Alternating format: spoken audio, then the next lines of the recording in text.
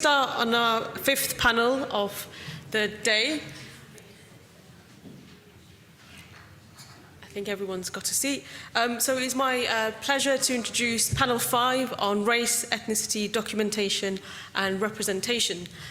So to begin with, we'll have Dr. Ashok Malhotra, who's a senior lecturer, associate professor in colonial and post-colonial Indian history within the School of History, Anthropology, Politics and Philosophy at Queen's.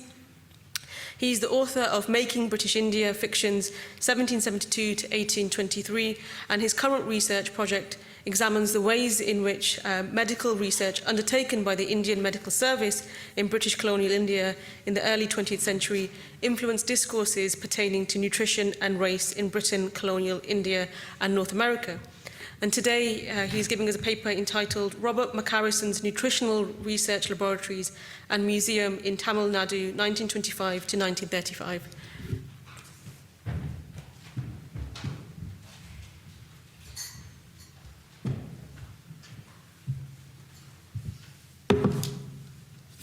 Firstly, thanks to Bryony and the other organisers for organising this very interesting conference.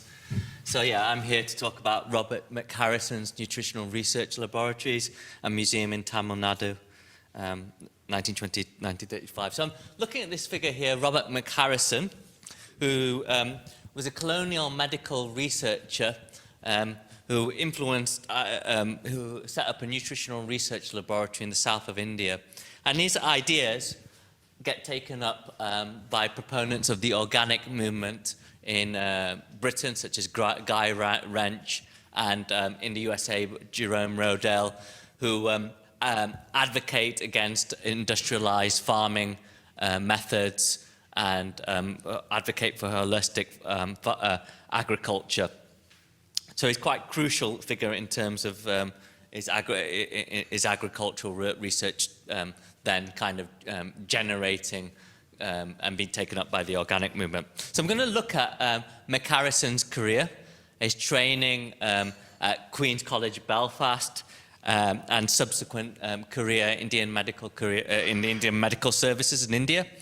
And I'm going to establish the ways in which Mccarrison established his reputation and was a pioneer in nutritional research, and how his centre, which I'll later show you, becomes a centre of colonial research in India. And I looked closely at a set of experiments he performed on rats between 1925 and 1927, where he supposedly gave these different sets of rats diets that were particular to the different races and tribes within India. And also he gave rats to working class Britain, the rats the diets of working class Britons, and made all sorts of speculations about that. And I'm going to show how these experiments capture the attention of the colonial government in India, and also later on gets taken up.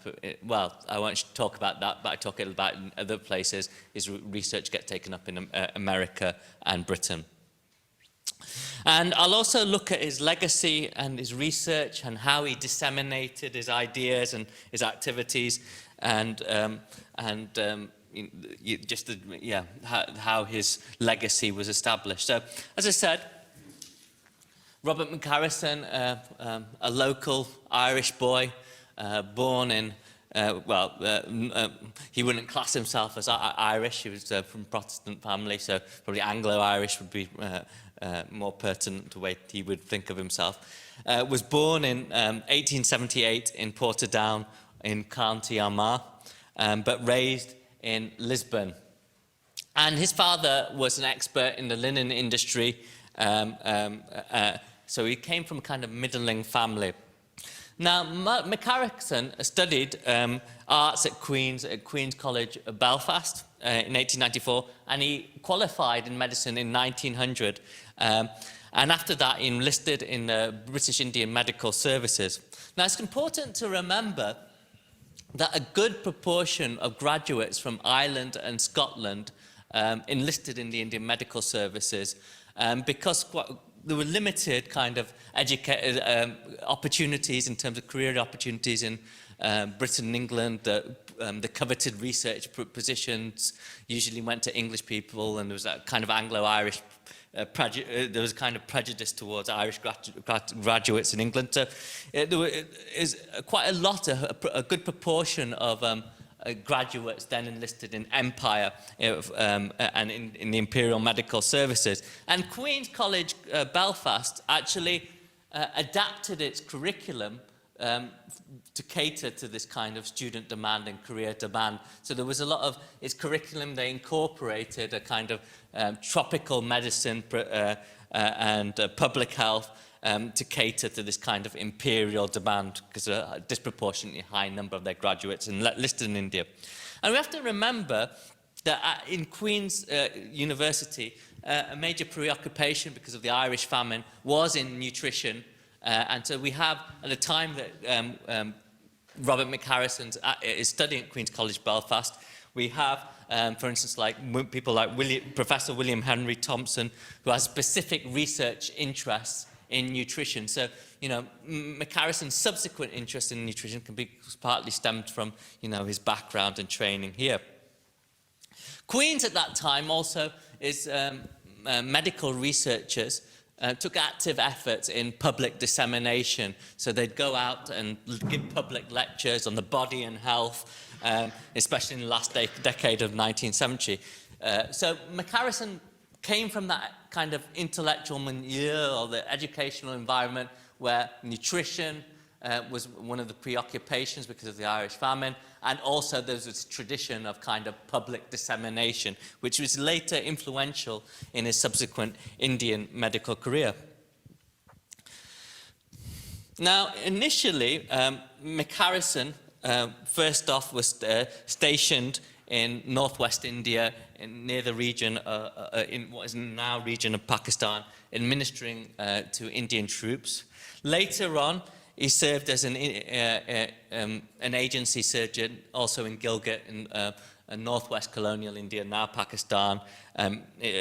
But gradually, he kind of became interested in the relationships between faulty diets and physical health. And that became one of his major research preoccupations, and he gradually ascended to the ranks where he gained research positions rather than kind of just administering medical responsibility, administering to the soldiers that were stationed, the British colonial soldiers that were stationed there. So 1918, he heads a kind of berry unit in Kannur in the south of India. It's a hill station up there in the south of India. And it was like many medical research institutes were put up in these hill stations in India where, you know, colonial science took place because it was cooler climate and it was thought more conducive to kind of the practice of science.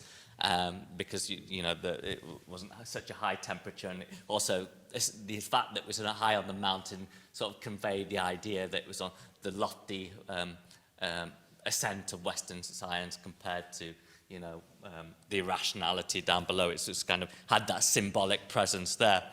So he establishes berry unit at Pasteur Institute in Kannur, south of India, but he also really is not that interested in berry unit, and he just uses his research to investigate the effects of faulty diets on animals.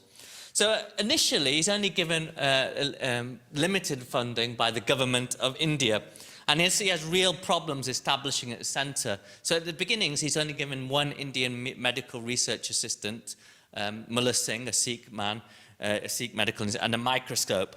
And he keeps unsuccessfully trying to lobby the colonial government for more and more funds, and some of the correspondence back and forth between him and the Indian Research Fund Association, the funding body that sponsors colonial science, is kind of acrimonious.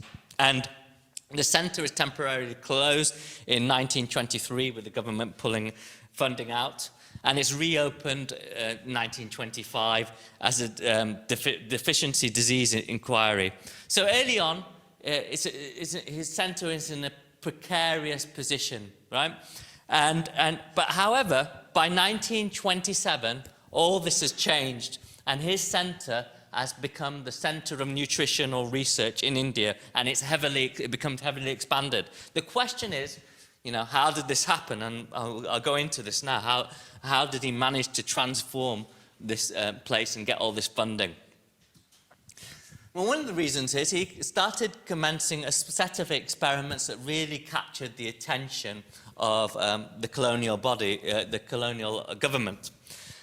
So he started commencing experiments on rats, where he gave different sets of rats, consisting of groups of 20 rats confined to different separate cages, the diets supposedly particular to the different races and tribes within India. And so he had 7 groups of rats, and they were given, one group was given the diet supposedly typically eaten by the Sikhs, the others by the Pathans, the Marathas, the Gurkhas, the Ganaris, the Bengalis, the Madrasis.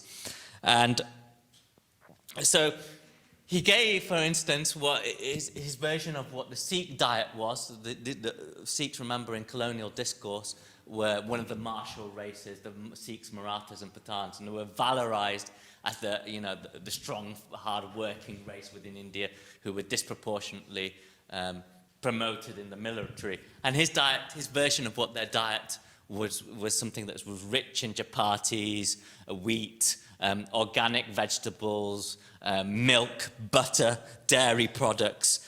And these were the diets given. These rats were given various versions of the Marathas, Pathans, these martial race diets. And he gave another set of rats what he perceived to be the typical diets of those races that were denigrated in colonial discourses as weak, effeminate, untrustworthy, the Bengalis and Madrasis, of what he thought was a diet that consisted of white, polished rice and watery dal. And here, in this next slide, we can see some of the results of his experiments accordingly. We see the rats lined up according to their weight and sizes, and they correspond with the Sikhs, Marathas, and Pathans. So the big fat successful one who is is the Sikh, and he's the top contender, and he's apparently living it up on his Punjabi diet, and he's really enjoying his Punjabi, and he's quite partial to it, like myself, and he's followed by the Marathas and Pathans, and you can see there they are at the bottom, these muscular kind of figures. And at the lowest end, the worst contender is the Madrasi diet. And you see that thin, scrawny rat on the far side, and it corresponds with this one. So we can see, and according to these experiments, after the experiment, within the 140 days are up, many of these rats, some of these rats that that are still there, many of them have died that have been given the Bengali and Madrasi diets according to the experiments. And he also suggests that they're less agreeable with each other. So whereas the ones given Sikh diets are kind of friendly, are getting on with each other and behaving well, the ones given the Bengali and Madrasi diets are like turning on each other and irritable and biting their masters and all that kind of stuff. So here you can see some of how it's not just kind of the physical features that are related to diet, but also behavioral characteristics. Then he does another experiment where he contrasts the Sikh diets, the rats are given the Sikh diets, with ones that are giving the diets of poorer European classes. And according to his diets, the poorer European classes are given a diet of white bread, sweetened tea, tin food, and margarine. And you can see some of the experiments there. These big, fat, healthy rats here, whereas you get these, the ones given the poorer European diets are really thin and scrawny. And they're actually worse than the Bengalis, the white European ones. They're actually fared worse. According to his experiments, some of them resort to cannibalism according to the experiment, and then turn on each other and whatnot. We also see kind of the very impressionistic idea of what a poorer European diet is. It seems to be like a a stereotype of a white British diet, industrial diet, rather than, say, a working class Italian diet or a French diet.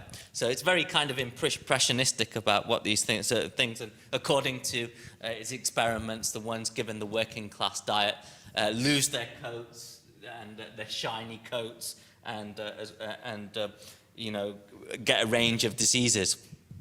So again, it's not just physical features, it's also a range of social characteristics that are imputed to you know, the ones giving the poorer class of European diets. So we can see how class and race are mapped onto each other in the colonial imaginary, whereas you know, the ones given the white working class diets and the Bengalis and the Madrasi diets have similar features, but it's even worse with you know, the ones given white European diets, that at least the Indian ones don't resort to cannibalism, according to experiments. But we also have this, what I'd say is this kind of fantasy of colonial surveillance exhibited in this diet, that, you know, the whole kind of racial map of India can be kind of looked at in the laboratory and observed in the laboratory without even having to look at Indians themselves, real people. And they can be neatly separated into cages and kind of museumified, if you like, and with the outside world and context being expunged from this experiment. And it's notable how, you know, the animal, the rat, is deployed to imagine, or it can imagine, you know, someone belonging to a different class or a race. It's notable in the experiment that the experiment has there's no diet of a British upper middle class diet, and seeing what the effects are on the rat. So we can see how, you know, speciesism and the animal is central to this kind of idea of othering that we see in these experiments. And we also have to think about how race and class overlap. This is a time when eugenics is in the fore. There's anxieties that, you know, that there's an urban white